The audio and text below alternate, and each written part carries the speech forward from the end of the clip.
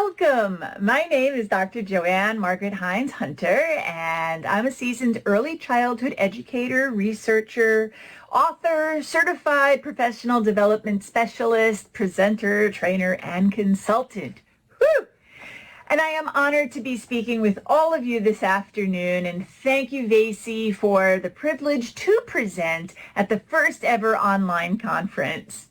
Now, this is going to be an active session, and as such, the camera is also going to be moving a lot, and it's going to be moving between shots of me as well as the presentation slides. And although I've practiced this and all of the movements, it's still a little clunky, so please bear with me as we enter the digital age of conferencing.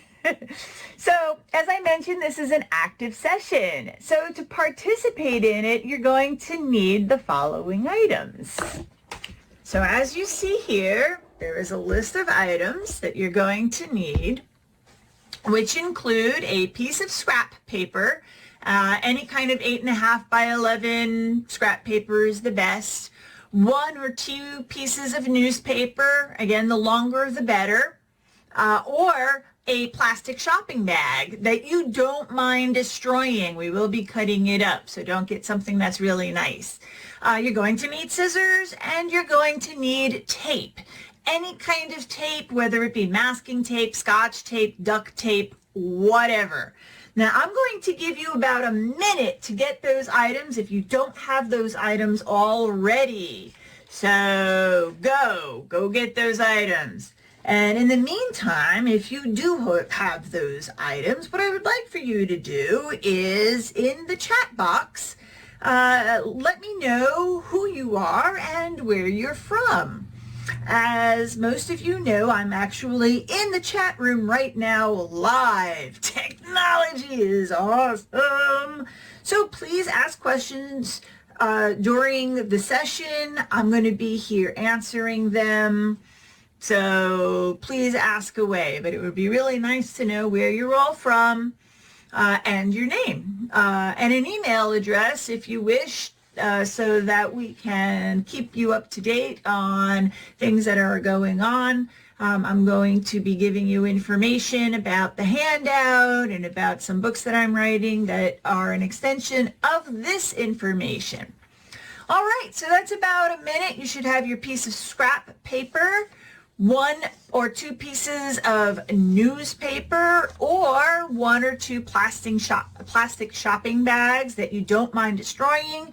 You should have some scissors as well as tape, whether that be masking tape, scotch tape, duct tape, whatever. That's really good.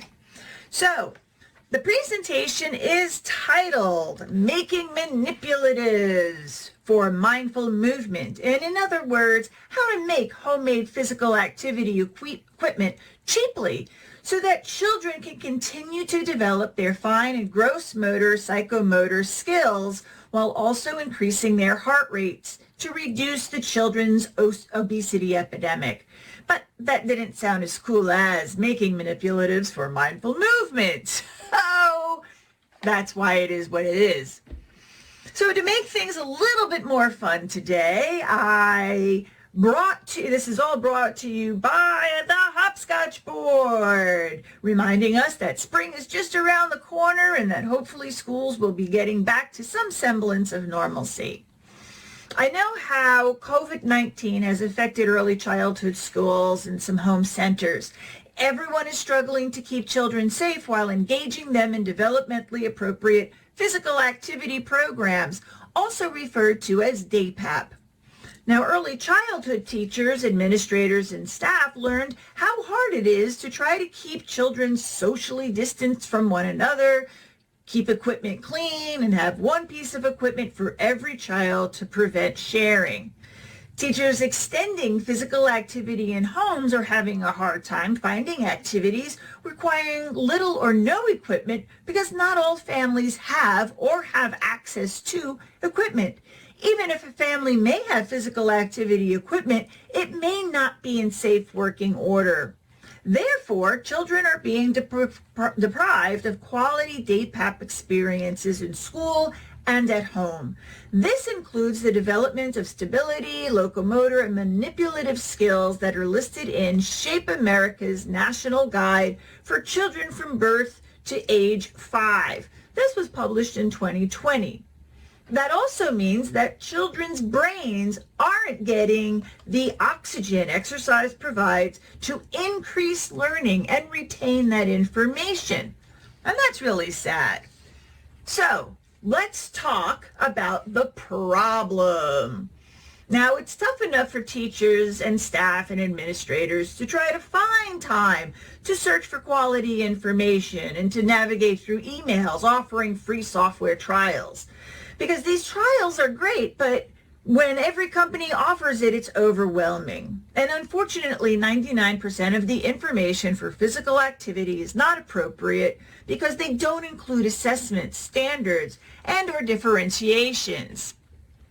So what is the solution? Well, attend conferences just like this. Tell your friends about what you learned and share the information you found enlightening. Spread the word of the DAPAP activities to help teachers and parents.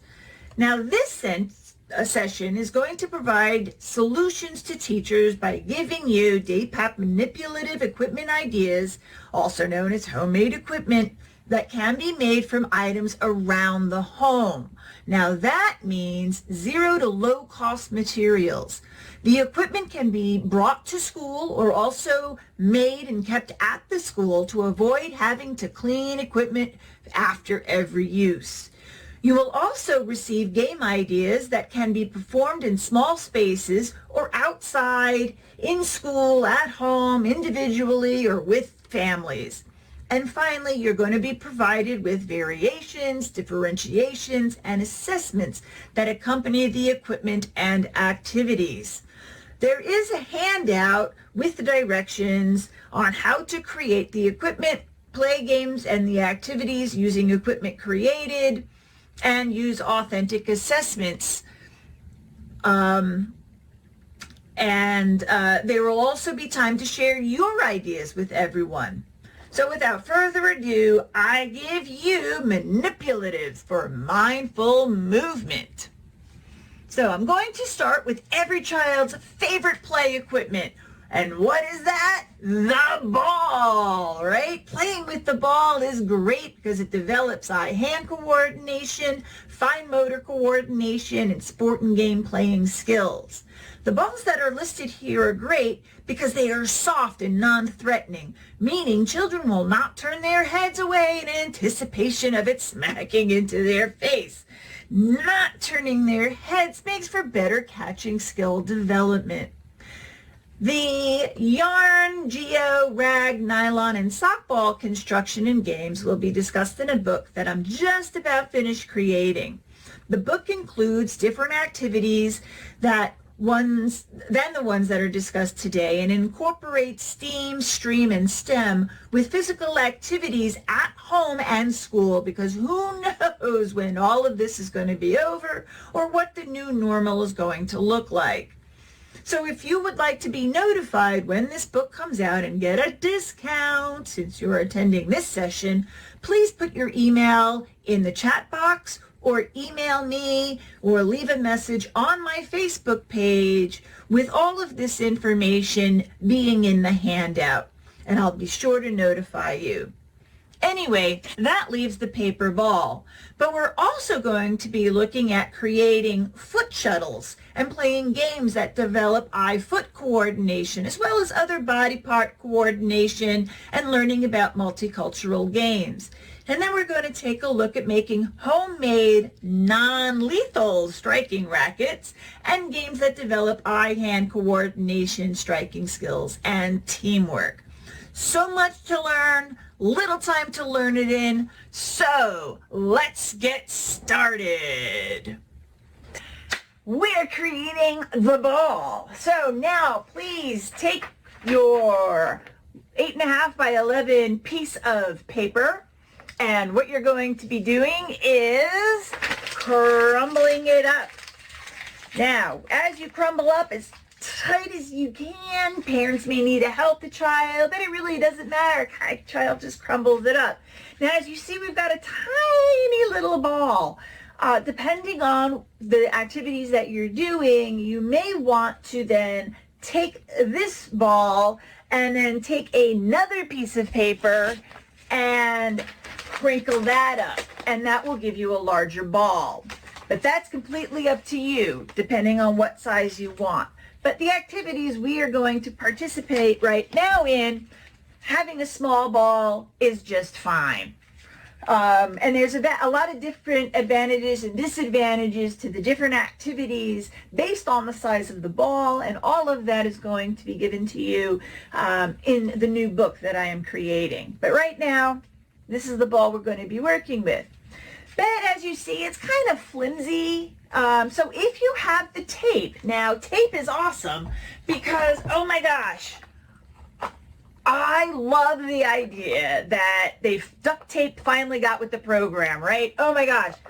I kind of went nuts and I put it on my little, I know I'm a Harry Potter freak, and there's my wand. I put it all in my wand.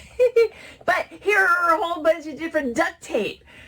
Oh my gosh, students love the different duct tapes. Now this is great too because now the students have their own ball and will know which ball is theirs, or balls, because you can create many of them using the same tape so that they know it's theirs.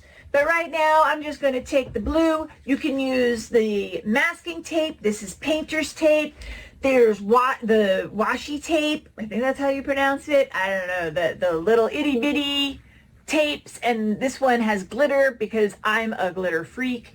All sorts of neat things that you can do. Well, you're going to take your tape and the ball, and you're just going to wrap the tape around that paper.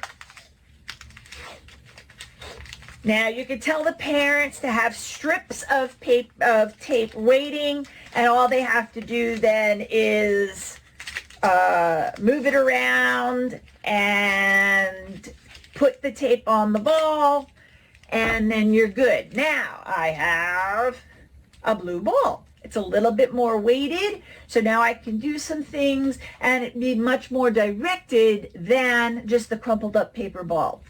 So now we have this great little paper ball. Now we made the paper ball. Let's play some activities. I'm just checking all of my information here. Okay, so we have the ball. Now what I would like for you to do is take this ball. Can you balance the ball on any body part? You choose the body part. I'm going to choose to put it on my elbow. I balance it on my elbow. Now, why am I saying you choose the body part? I'm glad you asked. Well, this way it's challenge by choice. The student gets to challenge him or herself as to, where am I going to balance this? Now, you can also incorporate STEM. I can identify, what body part did I put this on? My elbow. Gee, let me see. I can put this here and I'm balancing it on my knee. Great concept. Balancing on different body parts, incorporating science. So you're bringing STEM. And guess what? We also did what? We made a ball. What's that? Engineering. So we've got the S, we got the E. We get to the other ones as well as we're doing the different activities. So we've got the balancing on the body part. Now we could say, well, how many seconds can you balance that before it falls off? Now you're timing things. Math. Can you improve that time? What's the difference between the two? Woo! We are integrating different subject areas with physical activity. Mind blow. So, all right, we got that. So now we can balance it on that, and you can do that a number of times, different body parts. And then they get to challenge themselves more and more because, of course, maybe they do choose an easy one the first time around, and then they have to think something different place. It's going to be a little bit more harder. But again, they're choosing where they want to put place that ball. So now how many seconds we did that? Now can we twist? Non-locomotor movement without that ball falling off. So you're putting it on whatever body part. Can you non-locomotor move? We're twisting. Can you bend down and touch the floor? Again, depending on what you're putting that ball on. Okay, so you're twisting. Then you can balance it, and I'm going to just balance it on my hand and walk. And I forgot to say it a little earlier, is make sure you have room, to do things, and make sure that anything that's breakable or sippable, that it doesn't fall over and, make a mess. So you might want to just move stuff around, okay? So now we're walking and we're balancing, and now you start with walk. Very easy, slowly. Now you're incorporating verbiage in terms of tempo. Slow. You can walk fast. You can walk at a high level. You can walk at a low level, a medium level. Walk like an animal. Now you're incorporating all of that. So all of those things, great ideas, and you're using a ball that they created, that they love, they can name. It's great. So now that they're doing that, fantastic. So we've walked, any kind of locomotor movement, but be mindful of the space the children are in. I'm sure parents would also appreciate that. You don't want them running around the home necessarily, causing havoc. So be aware of that, or let parents know ahead of time to create a space where they can run, because as I said, we do want to try to kind of increase their heart rate if we can, if that is allowable at home. If not, save those activities for when they get back into school or are allowed to play outside. Again, telling the parents, here are some great ideas that you can use. And all of these activities, just to let you know, are in the handout for you, so you don't have to about writing them all down. Okay, so we've balanced on that. Also, you can balance on a body part. Go and walk and touch something blue. Touch something blue. Can you touch something red? Can you touch something that is a circle? Can you touch something that is a triangle? I know I'm going really fast because there's so much to do and little time to do it all in. All right, so we've got that. You're moving around. They're now doing identifications of different things. But now let's get to the true how, throw, and catch. So we have this, the ball. Now throw it up in the air and catch it with two hands. Throw it up in the air, catch it with two hands. Easy. We start from easy, and then we get a little bit more complex with that task analysis, where we're doing that scaffolding. So they're throwing it up, catch with two hands. Teaching them when you throw the ball up and catch, you're giving. All right, with little children. You catch it, two hands, pinkies together. It's underhand toss. Again, depending on developmentally appropriateness, cues are going to be in the book to throw and catch. So now they're throwing and catching. Now can you throw and catch with one hand? Catch it with the one hand. And now this is your dominant hand, your favorite hand.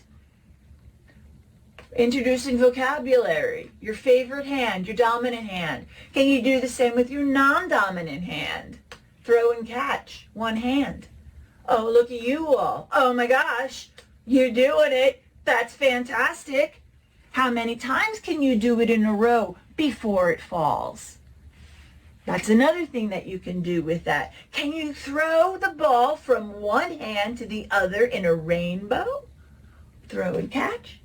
Can you go the other way? Throw and catch. That's a little bit more hard. And it's okay if the children can't do it. They can practice, but you do want to select activities that they are successful in. Success means they will enjoy the activity and they'll want to do it again, right? Think about the activities or sports you don't like to participate in. I bet you it's because you're not good at it, right? Same thing for young children. You want them to be successful, but you also want to challenge them. So as you're watching them and performing these activities, that's why it's always great to have this kind of task analysis there with you and the scaffolding to see, hey, what are the children doing? What are children able to do and what they're not able to do? And those who are doing and excelling, these are some of the things that they can do extra. And now, if they can't read, you can also show pictures. So they can move on without you having to be there directly and just have cards for them to follow. So that's a good idea when you're trying to do individual learning. And then helping those children that are still having problems throwing and catching because their eye-hand coordination isn't quite there yet. Okay, so those are some ideas. So you're throwing and catching. We did the rainbow. Can you throw the ball up in the air and clap and catch? Catch?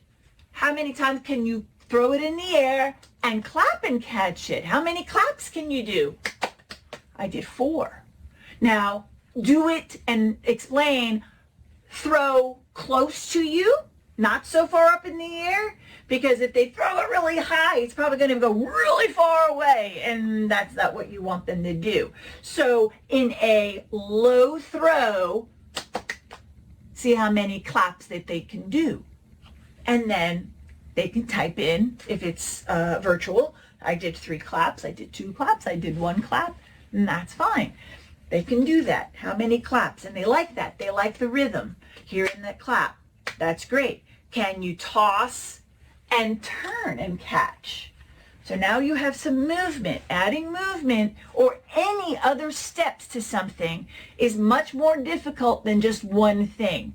So also keep that in mind in terms of their motor development and their skill development. Only one thing at a time, and the more things you add, that task becomes much more difficult. All right, so we've thrown it, we've catched it, we've spun, we've clapped. This is all we're doing this standing. You could also do this sitting down, but of course, if I sit, you will not see me. Even now, my back is going to kill me. To stay in frame, I'm bending down a lot because I don't have a lot of space here. So I apologize about that. But all of these activities can be performed sitting. And that also reduces the place that they're doing and the space that they're working in. So that confines them to their own space. And that helps a lot as well. You're doing it with 1 ball. Make the task a little harder by adding another ball. So now you're throwing and catching. They can do, one hand activities. Again, the book will have a whole bunch of activities that you can do, but you can come up with this. You're smart. You're good with 2 balls. Also, although we're focusing right now on throwing and catching, but a ball can also be rolled across the floor. They can then pat it along the floor. They can throw it into something. They can use their hand as a manipulative to hit and strike the ball into something, either underhand or overhand, into a garbage can, into a box. Again, the idea is low-cost equipment or no cost, something that is already in the home that parents do not have to buy. And then you can also incorporate partner activities with the parent, with the sibling. So now that they're throwing, catching, rolling, kicking is also something that they can do with the ball. Again, depending on the size of the ball, how much paper you want to use. So that's all with the paper ball. Oh my gosh, yay, paper ball. Sorry, get a little, that was our ball. Oh, explaining that there are many different things that you can also incorporate with the ball, including the children making their own paper in order to make their paper ball. That's this one right here. Isn't that awesome? Children can do that. You can also, obviously, as you see here, that they're all incorporating some kind of art display on their paper, and then they can crinkle it up and voila, they have their own paper balls. And so I would give each child a different color to use, and then they know that that's their paper. Okay, so those are some ideas. Those are also in the handout. So again, you don't have to worry about writing that down. And also, other ideas with the paper ball are in the handout, which also include games that include using masking tape. And as you see there, there's a lot of different balls that are not even wrapped up and just thrown, and they stick to the tape. You can do things where that they include STEM, and they're thrown into boxes that are color coordinated. You can then do assessments that the children just have a can you roll it, can you throw it, can you catch it, and then they can check in a box, yes, I'm so good at it, or no, I can't. And it's a quick and easy evaluation. So all of these are some really neat ideas for you to do, and I would love to hear from you about what some of your ideas might be. What are your ideas, or what are your class's favorite ideas to do with the ball?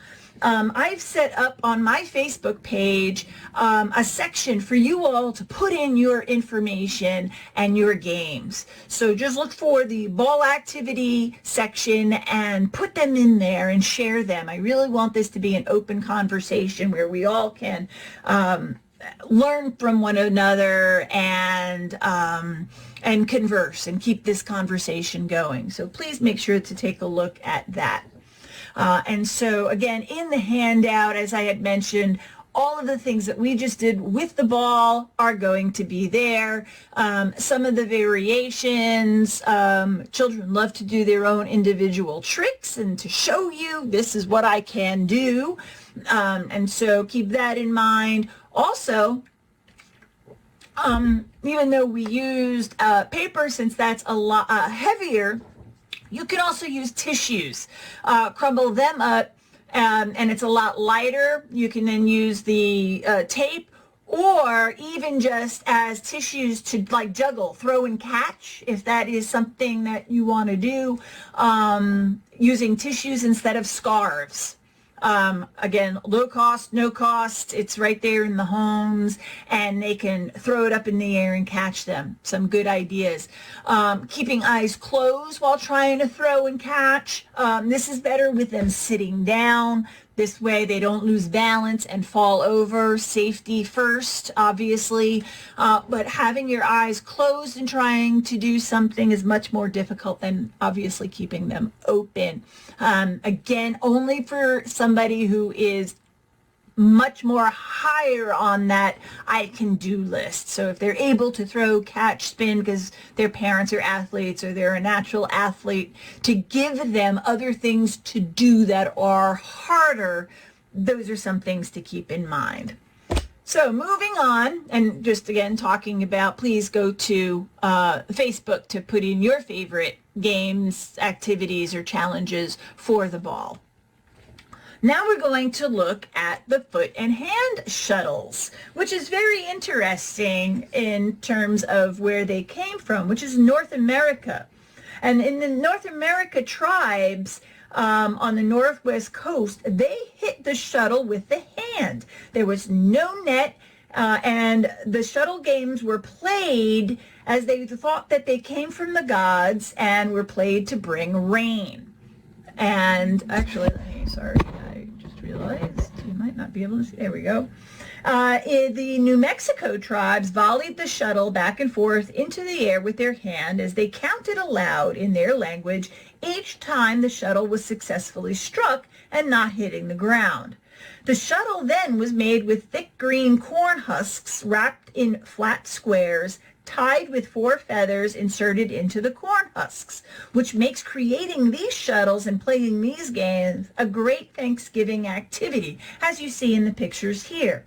In British Columbia and Washington tribes, they participated in shuttlecock games where instead of using their hands to strike the shuttlecock, they used a piece of equipment called the battledore. And the battledore was a single piece of wood or many boards tied together. And this was the precursor to badminton and the use of rackets. But we're not going to get ahead of ourselves. We're going to do rackets a little bit later. So making the shuttle is easy. And so what we're going to do is going to go about how to use the shuttle, how to create the shuttle, both in terms of the paper ones that you see here, and you can see that STEM is also can be a part of that, as well as making a shuttle out of the plastic bag. And then in the handout, there are videos that are in Spanish that you can use. You don't need to understand Spanish because everything is done and shown to you in the video. But here you see one that uses balloons with the plastic bags, and the other one uses the plastic bag along with the feathers. So let me again switch this to me. Hello, everybody.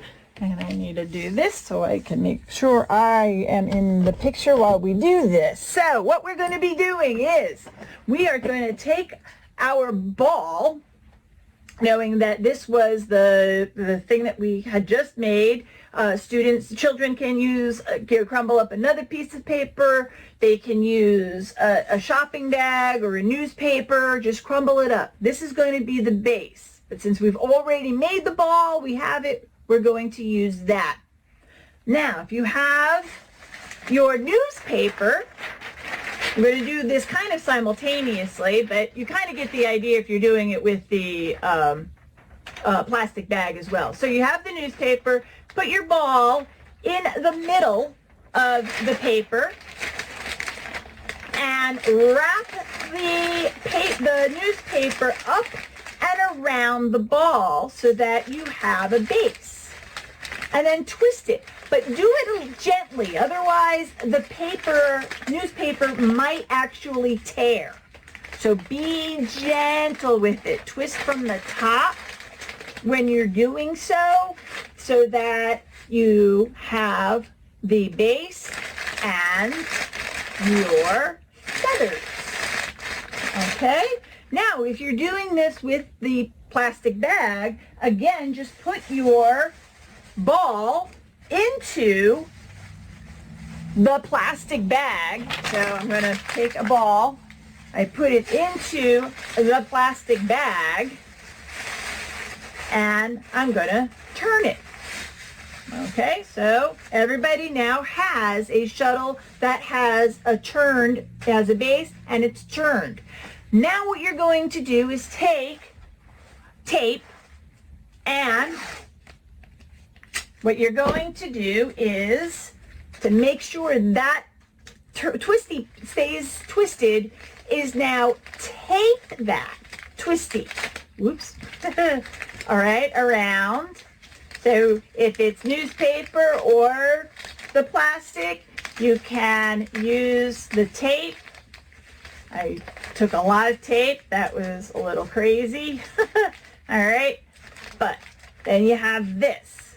So if you have the plastic bag one, you can use the tape, or what you can do is then take your scissors and cut the handles, and then, and again, this could be an activity done with the children, doing this with help with their parents. They cut the sides down. Trying to show you cutting the sides down. And then you can just use one of those sides as turning it around the bag and tying it through. So I know I'm doing it quick, but that will do that. So you don't need tape. And now you have your feathers. Okay? So whichever one you want to use, you can then put this in another plastic bag if you wanted to. And again, do the same thing, twisting it, and you have more feathers. Okay? Again, make it personalized by, as you saw in the pictures, by painting this. You want to paint it beforehand, definitely. You can see how hard it would be to do that after. But, so now you have either your paper shuttle or you have your plastic shuttle. Doesn't matter which one you use. Okay, so now we're going to play some games with our foot shuttle. Again, you can use your hand, but these were made for your feet. Okay, so all of the ball activities are things that you can do. Again, balancing it. It can be balanced. Let me get up. Sorry. Move my chair. Again, make sure you have enough room. So, now that you have that, again, you can balance it. You can strike it with your hand. Striking with your hand is easier. Eye-hand coordination is developed before eye-foot coordination is. Eye-foot coordination generally occurs about 4 or 5 years of age, sometimes later. So just be aware of that. Just see where your kids are. But creating the shuttle and using the hands is just fine. That's how it was originally created. But since we've already done things with the hands, I wanted to try to give you an idea of things that you can then do with your feet. Which one of them is then leave it and try to balance it with your foot on the floor. But since I can't show you, I'll do this. So your foot is on the floor and try to balance it on your toes. So down and balance it on your toes. Now you may have to adjust the feathers to do that. You may need to adjust the base. That's fine. All right, but you want to try to have it balance it on your foot. So try to do that. Try to balance it on your foot. All right, adjust it as you need. So once it's on your foot, can you then push it up and kick it up so that you can catch it? Try it. Put it on your foot. Balance it on that foot, on your toes. And again, it's okay. Just practice. Okay, I can't even get it to stay on my foot. But you get it to stay on that foot, on your toes, and then kick it up and catch it. Students love practicing, trying to do this. You can do this in partners. They can kick it to their partner. And then how many times can you do that in a row before you miss?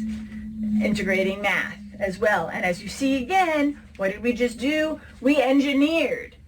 And also integrating science with this. So you could see and play and see, well, does the size of the base matter or the weight of the base matter as to how far the shuttle flies? How about the length of the tail? What happens when the tail is really long versus what if we cut it? Now how far does it go? How about paper versus the plastic? Which one goes further? And then graph. So now you have a lot of math ideas and science and predictions and, oh my gosh, so many really cool stuff that you can do with all of this. Having students create their own tricks so that they can, hit it with their hand, hit it with their foot and other body parts. And then say, well, what body parts did you use? You needed to hit 3 different body parts. Do it. Practice. What 3 body parts did you use? And so all these really fun ideas, all with the shuttle. So try 2 different body parts. Can you hit it off of 2 different body parts? I hit it with my head and my hand. And there's your assessment piece to go along with it, that they can write that down. So that is the foot shuttle and the hand shuttle, given to you by the Native Americans. Let's see where we are on time. Oh my gosh, we're running out of time. So the last thing I would like to do is the rackets. And I know I don't have a lot of time, but I did want to show you all the different things that you can make in terms of the rackets. Rackets are easily made from paper or styrofoam plates with a tongue depressor or a ruler as a handle. A racket can also be made by folding a pool noodle in half and taping the bottom together to look like a handle as seen in the picture. Or you can make a racket with the tongue depressors like the Native Americans did when creating that battledore. But of course, that was what we saw in the last picture. Of course, they used wood planks and not tongue depressors. Anyway, when making the rackets, other subjects can be incorporated, again, engineering or art by drawing on the plates, or through language arts. For example, you can cut pictures from a magazine whose first letter of each picture is a letter spelling out the child's name. So for example, in the name Joe, you might include a picture of a joker for the letter J, and O for the letter orange, orange for the letter O, sorry, and an elephant for the letter E. And when practicing with racket activities, I would use a balloon instead of a paper ball because paper balls may be too heavy. Also, balloons travel slower. Therefore, children are able to get under the ball and strike it before it falls to the ground. And remember that many children may be allergic to latex, and many parents may not be able to afford balloons. So as a safety precaution and for something less expensive, ask a doctor to donate non-latex gloves and give them to the parents. You can blow them up and tie them at the bottom just like a balloon, as you see in the picture here, and also make sure that you have extras on hand just in case they pop. Now, individual racket activities include, different striking activities and tricks. For really young children, you can tether the ball to a string and then tie it to the racket head so the balloon doesn't get out of reach or into another person's space, which is really important, especially since we're still dealing with COVID.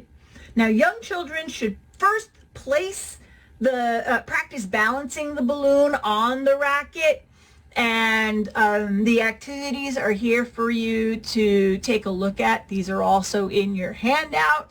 Balancing the balloon or a shuttle, you can use either or. That makes it fun for the students in practice with different types of equipment and materials and manipulatives. So you can use a ball, you can use a balloon, you can use the shuttle. It's all theirs, and it's the same activity but not. They can travel with that balloon on the racket without falling or touching. So walking first, and again, they have to walk very slowly. They can move at the different levels, walk at different speeds, roll the balloon or the ball on the racket without it falling off. You can use the racket to strike the ball into the air, again, gently and at a low level so that it's in control, because when they try to hit it really hard and up high, then it's out of control, and that's when things do get out of control. So how many times can you hit the ball up in the air without it hitting the ground? They can then gradually hit the balloon higher and higher, but make sure that they keep control over it. And then also hit the ball in the air as they travel around. And so those are all some good ideas for young children. Then for older children, you can continue with the can you ideas. And you can use all of the ideas from the ball and the shuttle, including trying to use the racket to hit the ball or balloon or shuttle into a garbage can or boxes. And all of the boxes or cans can be numbered so that they're being given different they can add, once something gets into that box, it's worth that many points. They can strike the balloon, then they touch the ground and strike the ball again without that balloon or ball falling to the ground. Can they hit with the top side of the racket and then use their wrist and turn the racket so that they hit with the back side? Can they hit using the side of the racket? Now, I know with paper plates and styrofoam plates, that might be a little bit more difficult to do, but it's a balloon. It might be a lot easier, but hitting the side of the racket as you look at the picture of the pool noodle, that might be a little bit easier. You can strike with the right hand, change so now that the plate, that the racket is in the left hand. Now hit the balloon with the left hand. Another really fun trick is to try to jump and strike the balloon at the same time. That's really tricky. Again, only for those children who you see are advanced should try that one. And then they can also strike with the racket. And then as the balloon falls down, now try to hit it up with your foot and alternate racket, foot, racket, another body part, racket with a different body part, and so on. And now also, this is just within inside. They can also play outsides, or they can play games with a partner, performed with another child or a sibling using social distancing guidelines. And in these games, a net can be used or not. This actually then starts to introduce teamwork. Children will perform better without a net. And just letting them have open room to practice striking the balloon is fun. So when they go outside, you can give them boundaries and let them play. And so this will increase their striking abilities. They don't even need a net. So now we're coming down to the ending outcomes. I hope that you enjoyed the presentation. We discussed how teachers can continue physical activity programs while keeping themselves, children, and parents safe from COVID at schools or at home by creating their own zero to low cost physical activity equipment. I continued with you, and you have in the form of a handout how to use the low cost equipment, as well as fun day pap games that include modifications so all learners can participate, and they also integrate different assessments and STEAM. The books I'm writing will be available on my Facebook website soon and include many more equipment creations, including those unique balls mentioned earlier in the session, as well as motor development ages and stages, the National Physical Activity Standards, authentic standard assessments, activities for infants and toddlers that also increase fine gross motor movements as well as sensory play. And finally, in conclusion, now that you know how to create those paper balls, foot and hand shuttles, rackets, and plates from foam noodles, the equipment yields movement exploration and throwing, catching, kicking, striking, all the motor skills that children are supposed to be learning and working on to prepare them to participate in sport-related skills in just a few years. But we also know participating in physical activity also helps children learn better by the oxygen going into their brains. So everybody wins. So again, I am Dr. Joanne Hunter. Sorry if it's crooked. Don't want to use the whole setup there. But I want you to know that this has been really awesome. I really want to thank you for your time with me, and that's all the time that we have. Thank you for your time, and again, the privilege of presenting all of this information to you. Please, please, please be safe and kind to one another. And until next year, my friends, auf Wiedersehen, adieu, au revoir, adios, sayonara, and goodbye.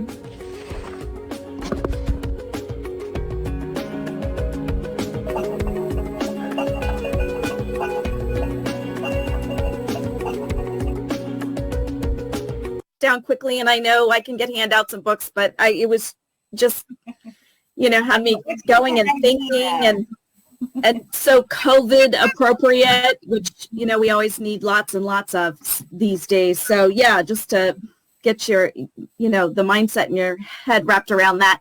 So anything else turn it over to you, Joanne. What would you like, anything else you'd like to put in there or I know you were going thinking about it and answering questions as you went. But I was throwing a lot of other information in the chat for you all. I thank you so much for participating in the chat, everybody. Thank you.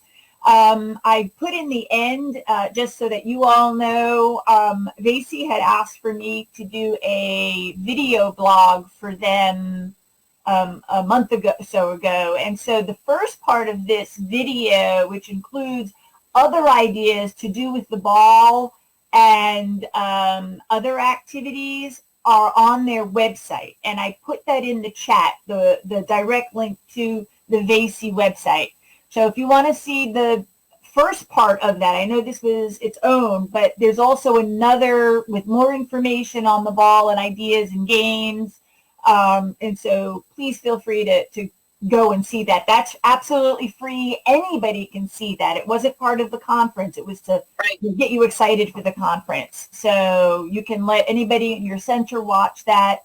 Gives you a whole bunch of other ideas to do. Right. So, and in the blog area of the vaaeyc website, awesome resources in there, and of course to be able to get more from you.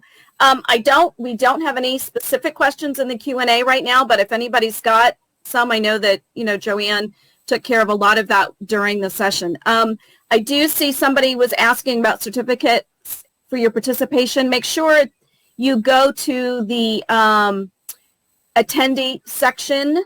There's surveys. You need to fill out your surveys and evaluations, and then that will all be included on your certificates. I know that they were having some issues with certificates and being able for you to print them now, but rest assured you will get your certificates and you will get credit for all of this. So it might not be immediate or right now as we would like things, but I know that they're working on it, and rest assured we will make sure that everybody gets their certificates. I thought I had another idea, and when it comes to me, I'll spout it off. And I did appreciate some of you were mentioning about children with disabilities and these activities. That's also something that I keep in mind. I'm a certified physical educator, which is a whole nother program that's given in my profession. And and I work with students with disabilities, all sorts, whether they be, with autism, Down syndrome, severe disabilities.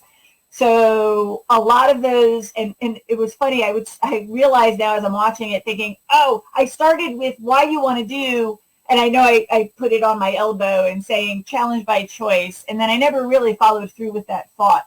You want to let children choose where they want to do things instead of say, can you put your ball on your hand? Can you put your ball? Because sometimes they might not be able to do that.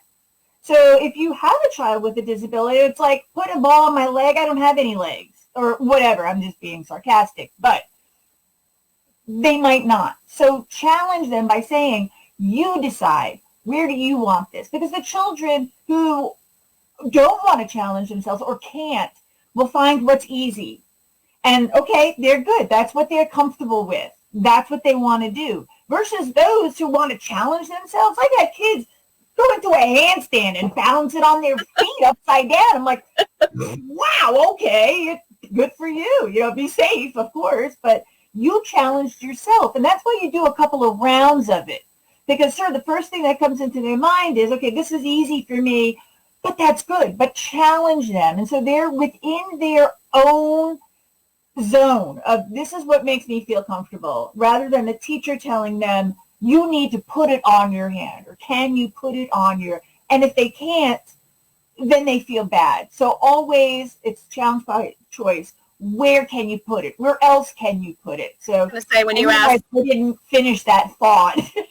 That's where I was going. Well, and when you ask them what you just said, can you try another place? Where else can you put them? Then all of a sudden it's like, all right, well, I've gone from my elbow, which is I'm comfortable with, and now I've got to, oh wait, I think I'm comfortable with my head. Right, exactly. They have to think of something new. But again, it's only they are thinking, what am I comfortable with, rather than the teacher telling me where, and I'm really not comfortable with that because I know I'm going to not be successful and everybody's going to laugh at me if it falls. And you don't want that. Even if it is somewhere they choose and it falls, but that's okay because they're like, okay, I chose that.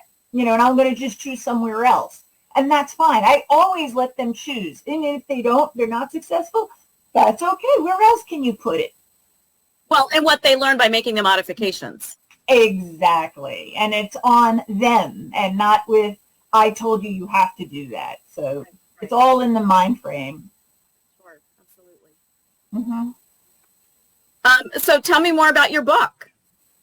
Oh, I've got like a bunch of different ones that are going to be coming out because I realized, again, in doing some research and watching some other presenters and what I hear from teachers, that they were bombarded, and I know with COVID coming out, and people saying, oh, I'm getting all these emails, and I'm looking at the materials, and I'm thinking, oh, this is awful. There's no assessments, there's no standards, they're still having kids doing things that they're either waiting in line, they're waiting their turn, they don't have their own equipment, and we all know if the kids don't have their own equipment, or they have to wait in line, oh, that's horrible, right? They're off Right. They're getting in trouble. They're doing things. Our job's to eliminate as much of that as possible. Sure. Exactly. So I said, I know how to keep them engaged. I know what we can, and I know with families. I have worked. I'm a Head Start, Body Start consultant.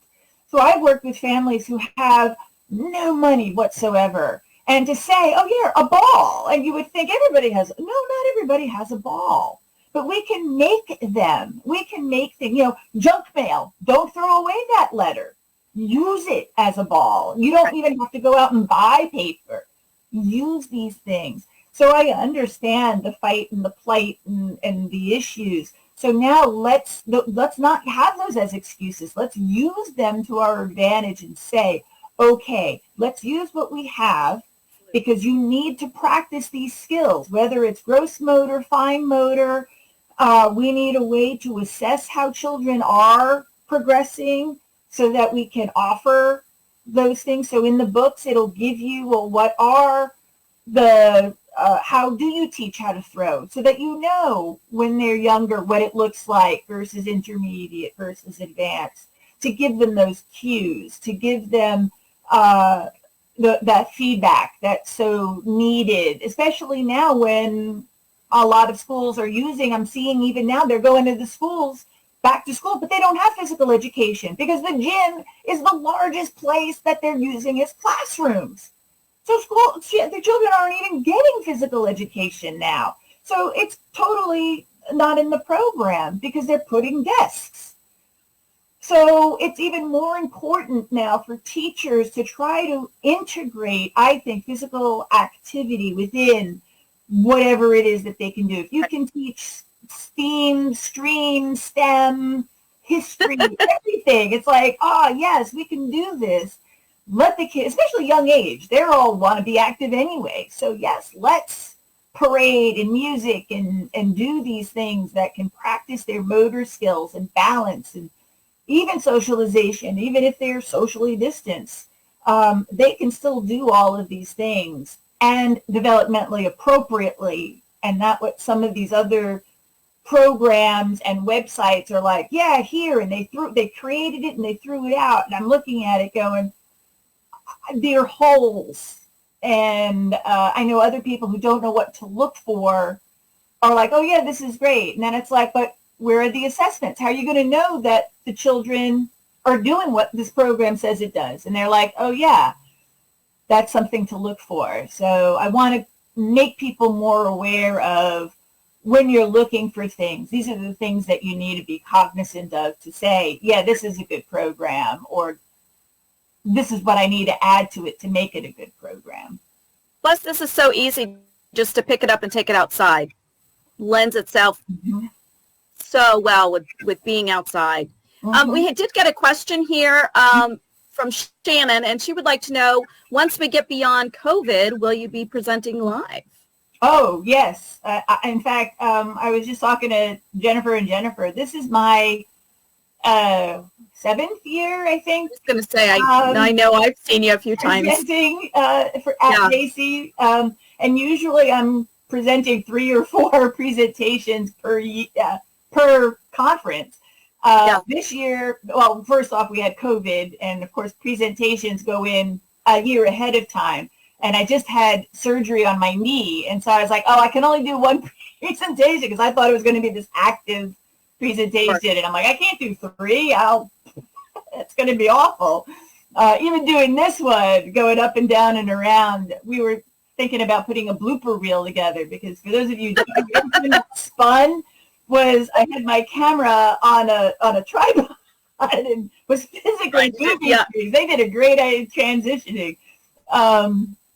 But it was fun. I plan to do a lot more on Facebook because I do realize that there have been a lot of companies trying to put things out, and they really are, I set a high standard for myself. And some of the things that are out for some of those that the companies are putting out are nice, but they really are not standard based. They'll say, oh yeah, here are the standards. But then I said, but where's the assessment to go with the standards? How do you know the students address those standards? And they're all like, the parts, right? Well, I don't know.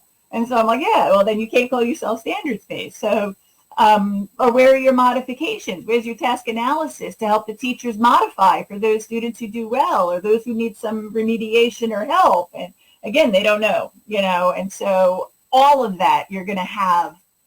And so I will be doing podcasts and webcasts because I now realize that that's something that is kind of lacking.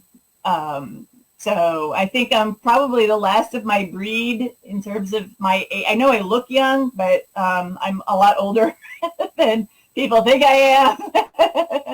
And so I know the younger people today are kind of just throwing stuff out there, and I'm like, no, you got to have quality stuff. The children really need to, and it benefits them. I'm there for the kids. And absolutely, and that's why we're all here, which is so wonderful to be a part of this. Well, thank you so very much, Joanne, and I hope to see you live in person in Hampton next March. Thank you so much. And I appreciate all of you contributing. As I said, you go to Facebook. I've set up for ball activities, for shuttle activities, and for racket activities. And so if you want to put something there and want to get credit, if you do have something that I'll use in the future, I'll definitely ask permission. If you want to be a part of that and perhaps get the free book. I'm not sure what I'm going to do yet with that material, but I definitely like when people share their ideas. That I think is the most important because we all have our own memories, our own games, things that our students really like to play. And I love hearing about those. Listening. See, I'm still reading all of your chat comments of like the Earth Day activities. I think that was Shannon. That was awesome. Absolutely, Earth Day activities. Using these as recyclable materials. Oh yeah, I have a whole thing I had to cut out on all the different types of plastic bottles and where's my camera here, and how to cut them to make them into different manipulatives. It sounds like you've got next year's. You have already written next year's presentation. Basically, so I've got like ideas. My boyfriend calls me an idea hamster, and so I'm cranking stuff out in my head. I'm like, I hate writing, but I love speaking. I don't know if that's obvious. Well, again, thank you so very much, and we look forward to seeing you next year. Thank you. Thank you. Thanks all. Bye.